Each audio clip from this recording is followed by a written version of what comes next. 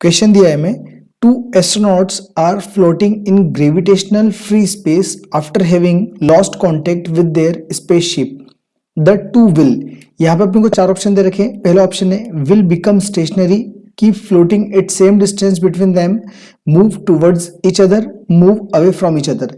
देखिए क्वेश्चन बोलना क्या चाह रहा है कि हमारे पास में दो एस्ट्रोनॉट्स हैं जो कि फ्लोट कर रहे हैं कहां पर, ग्रेविटेशनल फ्री स्पेस में। थोड़ी सी ध्यान रखने वाली चीज है, यहाँ पे दे रखा है gravitational free space.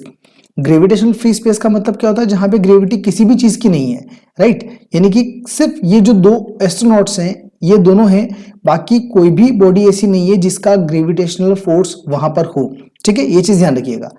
After having lost contact with their spaceship, अगर दोनों एस्ट्रोनॉट्स हैं, जैसे पहला वाला ये मान लेते हैं और दूसरा वाला अगर ये एस्ट्रोनॉट है, इसका मास मान लेते हैं m1, इसका मास मान लेते हैं m2। इन्होंने क्या करा, इनकी स्पेसशिप से कांटेक्ट लॉस कर दिया। अब ये दोनों क्या एक दूसरे के पास आएंगे, दूर जाएंगे, या सेम डिस्टेंस पर फ्लोट करते रहेंगे, ठीक है, क्या होगा।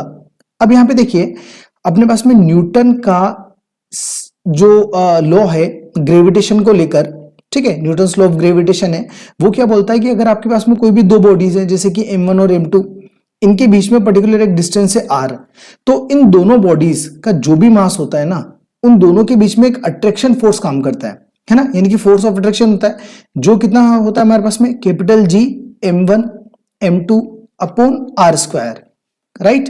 यानी कि इन दोनों बॉडीज के बीच में यहां पर क्या लगेगा, ग्रेविटेशनल फोर्स लगेगा, जो कि अट्रैक्शन का होता है। अट्रैक्शन का मतलब ये फोर्स इधर लगेगा, इसके ऊपर फोर्स इधर लगेगा, ठीक है, यानी कि दोनों एक दूसरे की तरफ खींचेंगे।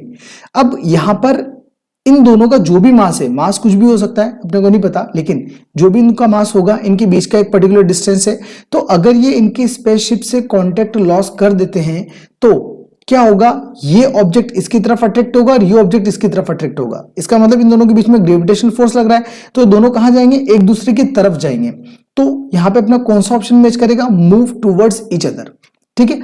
ये विल बिकम स्टेशनरी नहीं रहेंगे, स्टेशनरी नहीं रहेंगे, ये गलत है statement. Keep floating at the same distance, ये सेम डिस्टेंस पर भी फ्लोट नहीं करेंगे। इसका कारण ये है क्योंकि इन दोनों के बीच में ग्रेविटेशनल फोर्स लग रहा है, ठीक है, तो ये भी गलत है। थर्ड ऑप्शन करेक्ट है। और move away from each other, ये एक दूसरे से दूर भी नहीं जाएंगे, क्योंकि दूर जाने के लिए इनके पास में कोई फोर्स ही नहीं है जिसकी वजह से ये दूर जाए, तो ये भी गलत है। तो कौन सा, third is the correct answer, okay.